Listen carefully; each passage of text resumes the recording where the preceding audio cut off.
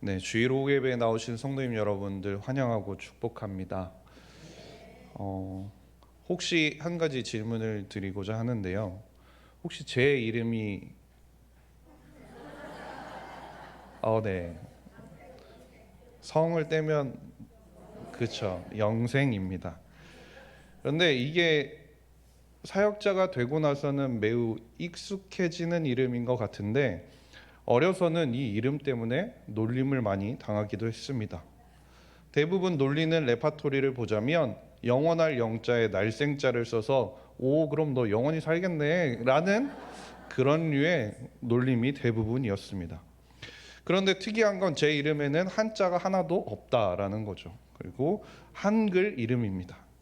부모님께 언젠가 왜 제 이름을 영생이라고 지었냐라고 여쭤봤을 때 부모님께서는 영생을 전해주는 사람으로 살기를 바라는 마음으로 지어주셨다라고 말씀해 주셨습니다. 그쵸? 그게 딱 적은 것 같습니다. 우리나라는 저처럼 이렇게 한글로 이름을 짓기도 하고 혹은 한자로 이름을 짓기도 합니다. 한자식으로 이름을 짓는다고 해도 그 한자의 뜻을 통해 그 아이의 이름, 그 아이의 뜻을 나타내기도 하죠. 그런데 한글로 짓던지 한자로 짓던지 그 방법과는 다르게 어떤 식으로 이름을 지어주게 된다고 하더라도 그 부모가 그 아이의 이름을 지으면서는 그 안에 담긴 뜻처럼 그리고 그렇게 살기를 바라는 마음을 담아서 지어주는 것이 바로 이름입니다.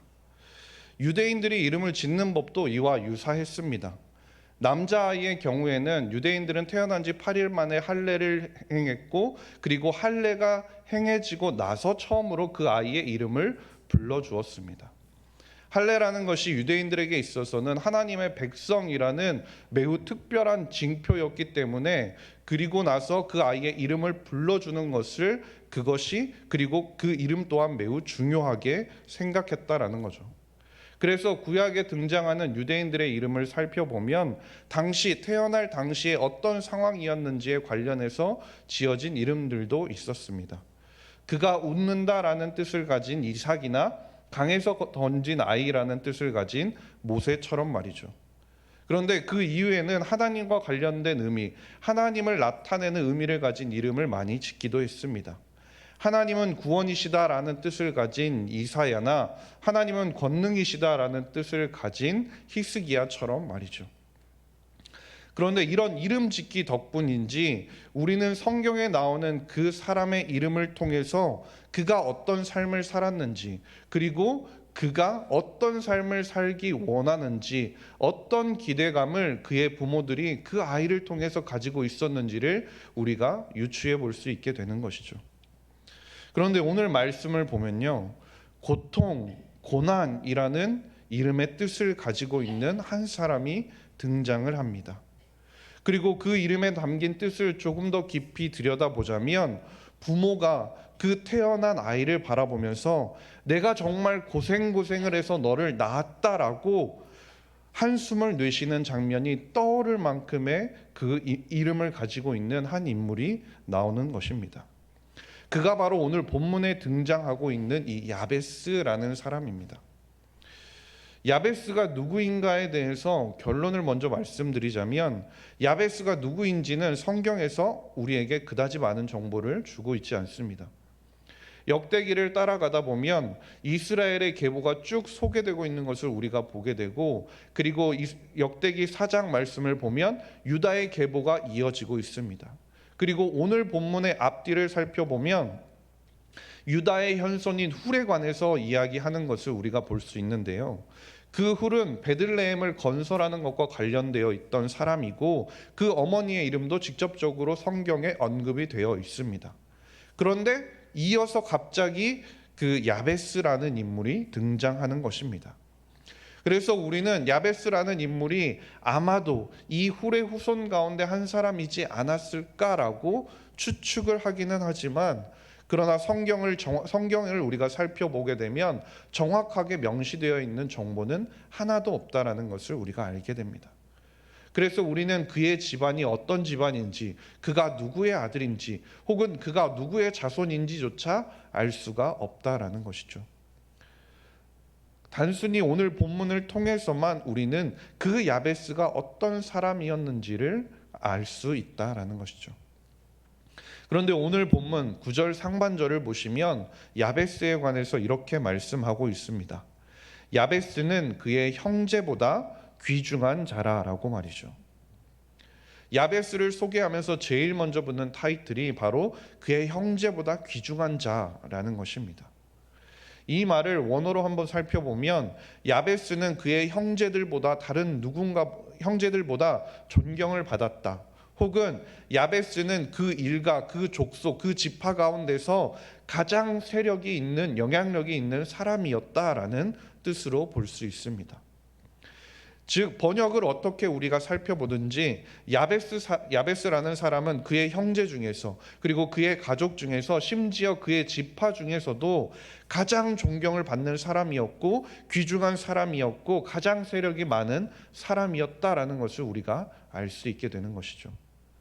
이 말을 바꿔서 말하면 무엇이냐면 야베스는 하나님께서 복에 복을 더하여 주신 사람이라는 것을 우리가 짐작하게 된다는 겁니다. 하나님의 은혜를 누구보다 더욱더 듬뿍 받은 사람이 바로 야베스라는 것이죠. 그런데 이 야베스의 특이한 점이 무엇이냐면 9절 하반절을 보시게 되면 그의 어머니가 그 야베스라는 이름을 지은 이유가 나오고 있습니다. 그 하반절을 보시면 그의 어머니가 이름하여 이르되 야베스라 하였으니 이는 내가 수고로이 낳았다 함이었더라 라고 말하고 있습니다. 야베스, 즉 자신의 자녀, 자신의 아들의 이름을 짓는데 이는 내가 수고로이 낳았다라는 뜻을 가지고 그 자녀의 이름을 지었던 것입니다. 그런데 여기서 수고하다라는 이 단어를 살펴보면 창세기 3장 16절에 나오는 산고와 관계되는 단어인데요. 창세기 3장 16절을 보시면 또 여자에게 이르시되 내가 내게 임신하는 고통을 크게 더하리니 내가 수고하고 자식을 낳을 것이며 너는 남편을 원하고 남편은 너를 다스릴 것이니라 하시고 라고 말씀합니다. 지금 이 창세기 3장 16절에 나오는 이 산고, 그 산고는 단순한 산고가 아니라 인간의 범죄에 대한 하나님의 징벌로 주어진 것이 바로 여인이 당해야 하는 산고였습니다.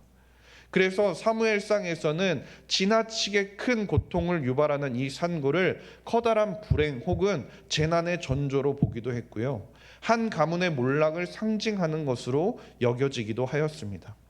그래서 사무엘상 4장 19절 말씀을 보면 그의 며느리인 비느하스의 아내가 임신하여 해산 때가 가까웠더니 하나님의 궤를 빼앗긴 것과 그의 시아버지와 남편이 죽은 소식을 듣고 갑자기 아파서 몸을 굽으려 해산하였다라고 말씀하고 있죠. 즉 하나님의 궤를 빼앗긴 것, 그리고 시아버지와 남편이 죽는 그 재난이 연속으로 이어지는 것이 바로 그것으로 말미암아 크나큰 상고를 겪게 되었다라는 것을 보여주는 것입니다. 우리가 이를 통해서 보자면 야베스라는 그 사람은 출생 자체가 부모에게 있어서는 큰 고통이었음을 우리가 짐작해 볼 수 있는 겁니다. 그의 불행한 탄생, 그가 얼마나 부모에게 고통이 되었는지를 바라보면서 이름이 지어진 것이라는 거죠. 당시에 이름을 지을 때 그 이름이 그 사람의 특징과 그 인생을 요약하는 것으로 본다면 어쩌면 야베스의 인생은, 그의 삶은 처음부터 어두운 그림자가 드리워져 있던 그렇게 편안한 인생은 아니었다라는 것을 우리가 알 수 있게 되는 것입니다. 생각해 보십시오. 얼마나 자신의 아이를 낳을 때 그 아이를 낳는 순간이, 그리고 그 아이를 낳고 기르는 모든 과정이 그렇게 고통스러웠다면 자신의 자녀의 이름을 고통, 고난이라고 지을 수 있었겠습니까? 얼마나 힘들게 그 자녀가 자신을 힘들게 했으면 어머니가 아들의 이름을 그렇게 부를 수밖에 없었겠습니까? 이처럼 그는 처음부터 훌륭한 사람이 아니었습니다. 대단한 사람도 아니었다라는 거죠.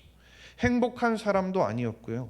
어쩌면 그의 인생은 출발점부터 힘들고 우울했다라고 우리가 예상할 수밖에 없는 인생이었다라는 겁니다. 그런데 어떻게 그런 그가 다른 형제보다 귀중한 자가 될 수 있었을까요? 어떻게 그의 시족 가운데서 그가 매우 특별한 위치를 차지하는 인물이 되었던 것일까요? 우린 이걸 오늘 본문을 통해 세 가지를 살펴보고자 하는데요. 첫 번째는 하나님께 간절히 기도해야 한다라는 것입니다. 10절 말씀 앞부분을 보시면 이렇게 말씀하는데요. 야베스가 이스라엘 하나님께 아뢰어 이르렀다라고 말씀합니다. 여기서 하나님께 아랜다라는 말을 원어를 살펴보면 크게 소리 지르다 혹은 호소하다 혹은 부르짖다라는 뜻을 가지고 있는 단어입니다. 즉 야베스는 그만큼 간절하고 그만큼 절박하게 하나님께 기도하였다는 것이죠. 그의 기도의 모습은 단순함 이상의 간절함이 담겨 있는 기도였다라는 겁니다. 그런데 그가 그렇게 간절하게 부르짖어서 기도했다라고 해서 우리가 항상 통성으로 기도해야 된다라고 말하는 것은 아닙니다. 부르짖는 것 그 이면에 담겨 있는 모습이 중요하다라는 것이죠. 그 안에 담겨 있는 자신의 인생을 바꾸고자 하는 그 야베스의 하나님을 향한 간절함이 그 안에 들어 있었다라는 것입니다.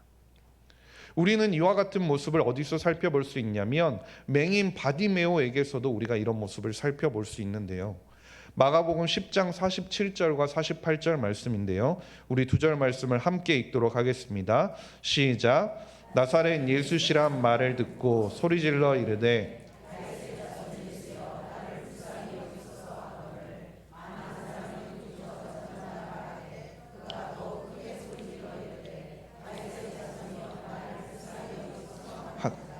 아멘. 맹인 바디메오, 그는 자신의 인생을 구원하여 줄 분이 누구신지를 분명하게 알고 있었습니다. 그래서 그는 그 예수님을 향해서 자신을 불쌍히 여겨달라고, 자신의 인생을 구원하여 달라고 매달리면서 그에게 간절하게 부르짖을 수밖에 없었던 것입니다. 그리고 그가 그렇게 간절하게 부르짖을 때 예수님께서는 바디메오를 무시하지 않으셨습니다. 하나님을 향한 간절한 그 믿음의 고백을 보시고 그 마음의 중심을 보시고 예수님께서는 그의 삶에 믿음의 역사를 만들어 내셨다라는 것이죠. 시편 91편 15절에서도 이렇게 말씀하는데요. 그가 내게 간구하리니 내가 그에게 응답하리라라고 말씀하십니다. 우리가 하나님께 간구할 때, 우리가 하나님께 간절함을 담아 간구할 때 하나님께서 우리에게 응답하시겠다 말씀하고 계시는 겁니다. 하나님이 아니시면 우리의 삶 가운데 답이 없다는 사실을 붙들고 우리가 기도할 때 하나님께서 응답하여 주시겠다라고 말씀하고 계시는 겁니다. 우리 안에 그런 야베스와 같은 간절함을 가지고 간절히 기도하는 모습이 회복될 수 있기를 바랍니다. 두 번째는 하나님의 약속을 붙들고 우리가 기도해야 한다는 것입니다. 10절 말씀 중간 부분을 보시면 이렇게 말씀하는데요. 주께서 내게 복을 주시려거든 나의 지역을 넓혀달라라고 기도하고 있습니다. 여기서 보면 야베스가 지금 나의 지역을 넓혀달라고 하나님께 기도하고 있는 것을 볼 수 있는데요. 이것은 단순히 보자면 자신이 거주하고 있는 그 유업의 땅을 넓혀달라는 말이 될 수도 있습니다. 그러나 이것을 포로기 이후에 지금 이스라엘 백성들의 상황으로 보자면 이스라엘 백성들은 자신의 범죄함으로 말미암아 하나님의 영광이 임하지 않고 오히려 주변 나라들로부터 어마어마한 핍박을 받고 멸시와 노략의 대상이 되어 있었습니다. 그런 그들에게 있어서 지금 가장 필요한 것이 무엇이었을까요?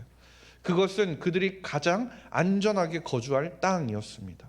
안정적으로 농사짓고 가족들과 함께 살아갈 수 있는, 가축을 키우며 살아갈 수 있는 곳이 필요했고 그 필요를 위해 하나님께 자기 조상들에게 약속하신 그 약속을 붙들고 지금 기도하고 있는 것입니다. 그 약속의 말씀이 신명기 19장 8절 말씀에 나오는데요. 내 하나님 여호와께서 내 조상들에게 맹세하신 대로 내 지경을 넓혀 내 조상들에게 주리라고 말씀하신 땅을 다 내게 주실 때, 이 말씀을 붙들고 하나님께서 자신의 조상들에게 하신 그 약속을 바라보며 기도했던 것입니다. 그런데 우리가 기억할 것은 무엇이냐면 약속을 두고 기도한다는 것은 무엇입니까? 일단 그 약속이 무엇인지 우리가 알아야 한다라는 겁니다. 하나님과 그리고 자신의 조상들이 무슨 약속을 했는지 우리가 알지 못한다면 구하는 기도를 애초에 할 수도 없다라는 뜻이죠. 이는 우리도 마찬가지인 겁니다. 우리가 기도하기 위해서 우리에게 있어서 가장 먼저 선행되어야 할 일이 무엇이겠습니까? 하나님께서 어떤 분이신지 알아야 한다는 것입니다. 아이들이 부모님에게 필요한 것이 있을 때 무턱대고 그냥 가서 이게 필요하니까 이걸 주세요라고 이야기하지는 않지 않습니까? 상황을 보고 부모님의 분위기를 보고 부모님의 기분이 지금 좋은지 안 좋은지 이럴 때 어떤 말을 해야 되는지 모든 상황을 나름 머릿속으로 생각하고 고민해서 부모님께 이야기를 해야 그게 요청이 들어지는 거 아니겠습니까? 마찬가지라는 겁니다. 우리도 신실하신 하나님께서 어떤 분인지를 알아야 한다는 것이죠. 하나님께서 우리에게 하신 약속이 무엇인지를 우리가 알아야 그 약속을 붙들고 하나님께 간구하며 나아갈 수 있는 것이라는 겁니다. 그리고 그 약속을 알아가는 수단이 무엇입니까? 바로 말씀이라는 것이죠. 하나님의 약속의 말씀을 알아야 우리가 그 말씀을 근거를 두고 기도할 수 있는 것입니다. 알아야 간구할 수 있는 것입니다. 하나님의 신실하심과 언약하심을 마음에 두고 그 약속을 붙들고 우리가 기도할 때 하나님께서 우리의 기도에 응답하여 주신다라는 것이죠. 마지막으로 세 번째는 무엇이냐면 우리의 기도는 삶의 지경이 넓어지기를 기도해야 한다라는 것입니다. 10절 말씀 마지막 부분을 보시면 이렇게 말씀합니다. 주의 손으로 나를 도우사 나로 환난을 벗어나 내게 근심이 없게 하옵소서라고 말씀합니다. 지금 야베스의 기도가 자신의 근심이 없어지게 해달라라고 기도를 하고 있는 겁니다. 그런데 이 부분을 원어로 다시 해석을 해보면 무슨 말이 되냐면 나로 고통을 주지 않게 하소서라는 간구가 되는 겁니다. 야베스는 자신의 이름 그리고 자신의 이름을 통해서 자신이 마주해야 했던 그 운명 가운데서 자신이 다른 사람에게 더 이상 고통을 주지 않을 수 있도록 다른 누군가에게 고통이 되지 않게 해달라고 간구하고 있는 것입니다. 그는 어머니의 품속에서부터 어쩌면 고통 가운데 태어난 고통의 아들이었습니다. 자신의 어머니에게 태어나면서부터 고통을 준 사람이었고 그런 고통 가운데 살아왔던 인생의 사람이었습니다. 그런데 그가 희망하는 것이 무엇입니까? 더 이상 남에게 고통을 주지 않는 사람이 되기를 희망했다라는 것입니다.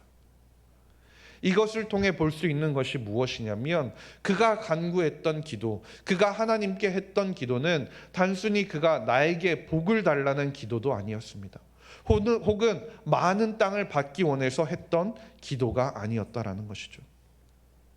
그가 했던 간구하는 지경을 넓혀달라고 근심이 없게 해달라고 하는 그 기도는 단순히 자신의 눈앞에 있는 문제를 해결해달라는 기도가 아니었습니다.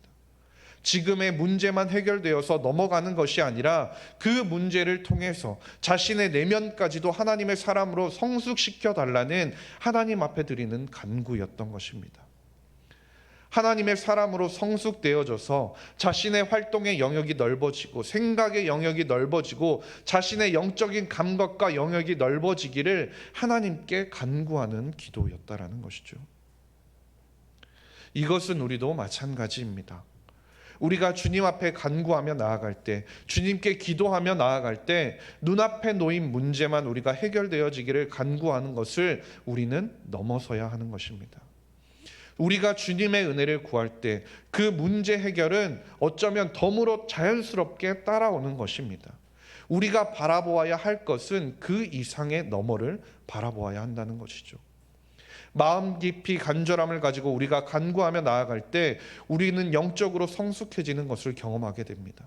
예수님을 닮아가는 인격으로 다듬어지게 된다라는 것이죠. 그걸 통해서 결국 기도를 통해 우리의 모든 삶의 지경이 넓어지는 것을 우리는 경험하게 된다는 것입니다. 그리고 단순히 삶의 지경이 넓어진다는 것은 우리가 무엇이냐면 우리가 살아가는 삶의 모든 영역 가운데서 단순히 우리의 눈앞에 있는 그 문제가 해결되어지는 것을 넘어서 우리가 마주하고 있는, 우리가 살아가는 모든 삶의 영역 가운데서 하나님의 일하심과 하나님의 예비하심과 하나님의 준비하심과 그 하나님의 은혜를 우리가 경험하게 된다라는 것이죠. 주님과 동행하는 삶을 살아가게 된다라는 것입니다. 그것이 우리의 삶 가운데 모든 지경이 넓어지게 된다라는 것입니다. 야베스는 이렇게 그의 기도를 통해 고통과 고난이라고 불리던 그 인생이 변화가 되었습니다.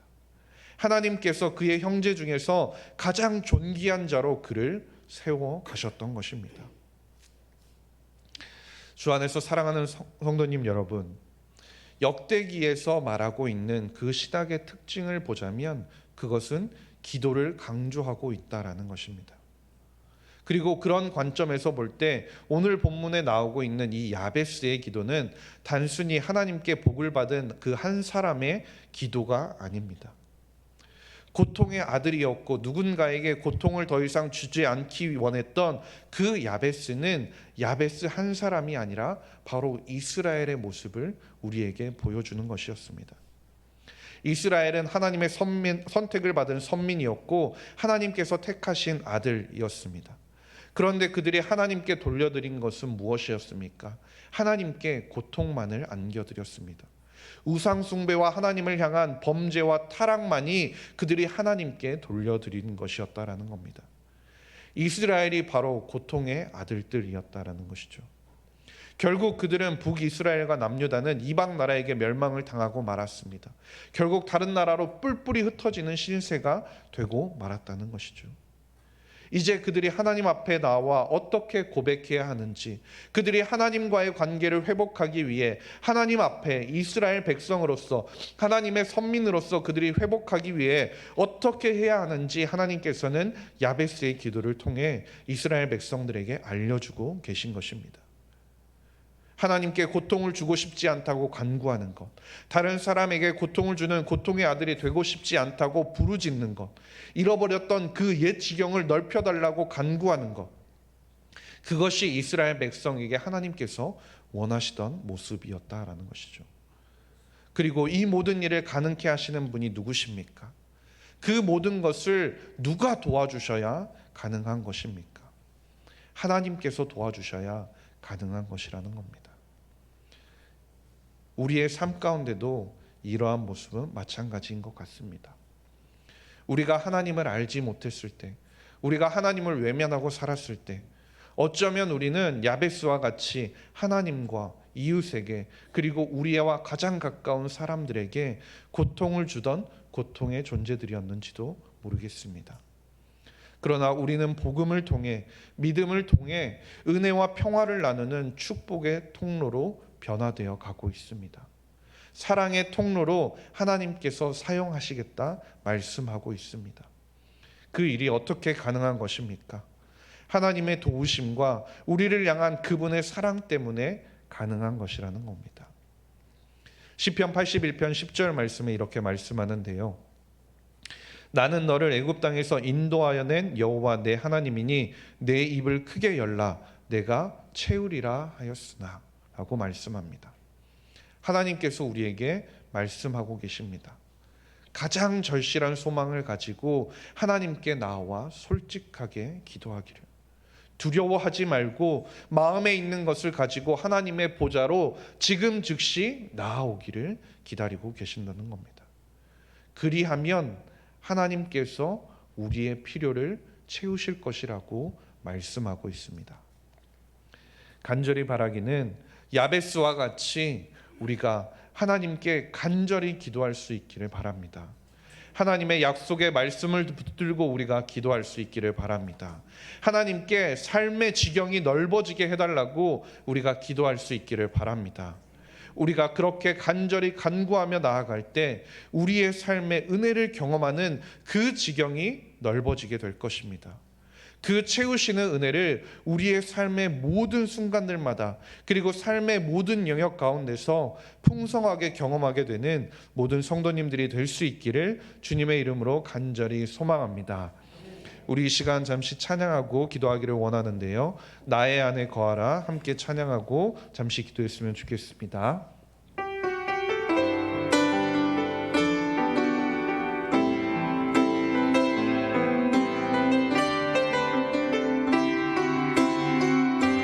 나의 안에 거하라 나의 안에 거하라 나는 내 하나님이니 모든 환난 가운데 너를 지키는 자라 두려워하지 말라 내가 널 도와주리니 놀라지 말라 우리 다시 한 번 더 고백하기 원합니다. 나의 안에 거하라 나의 안에 거하라 나는 내 하나님이니 모든 환난 가운데 너를 지키는 자라 두려워하지 말라 내가 널 도와주리니 놀라지 말라 내 손 잡아주리라 내가 너를 지명하여 불렀나니 너는 내 것이라 내 것이라 너의 하나님이라 내가 너를 보배롭고 존귀하게 여기노라 너를 사랑하는 내 여호와라 내가 너를 지명하여 불렀나니 너는 내 것이라 내 것이라 너의 하나님이라 내가 너를 보배롭고 존귀하게 여기노라 너를 사랑하는 우리 마지막으로 한 번 더 고백합니다. 내가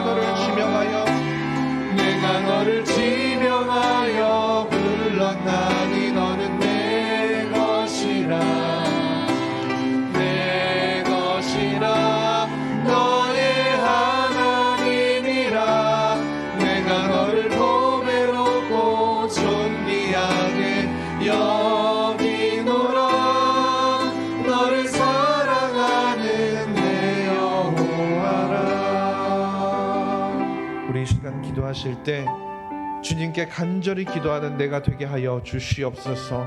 주님의 말씀을 더욱 알기를 사모하는 우리가 되게 하시고 그 말씀을 붙들고 우리가 기도하는 우리 되게 하여 주시옵소서. 우리 앞에 놓인 문제만 해결되어지는 것이 아니라 우리의 삶의 모든 지경이 넓어져서 모든 삶의 순간들마다 주님과 동행하는 우리가 되게 하여 주시옵소서. 이 시간 주님의 이름 한번 부르신 후에 통성으로 기도하며 나아가겠습니다. 주여 하나님 아버지 감사합니다. 하나님 오늘 말씀을 통해 우리에게 주신 하나님 그 야베스의 기도를 하나님 우리가 기억하며 나아갈 수 있도록 인도하여 주시옵소서. 하나님 우리가 먼저는 주님께 간절히 기도하며 나아가는 우리의 삶이 될 수 있도록 인도하여 주시옵소서. 하나님 가운데 그저 기도하며 나아가는 것이 아니라 우리의 마음의 중심 가운데 하나님 그 간절함을 가지고 하나님 우리의 인생 가운데 우리의 인생의 답이 하나님 밖에 없다는 사실을 하나님 우리의 인생 가운데 하나님 정말 우리를 부족하다 하나님밖에 없다는 사실을 우리가 기억하며 나아가며 하나님 간절히 주님 앞에 기도하며 나아가는 하나님 우리의 삶이 될 수 있도록 인도하여 주시옵소서. 주의 말씀을 더욱더 사모하며 나아갈 수 있도록 인도하여 주시옵소서.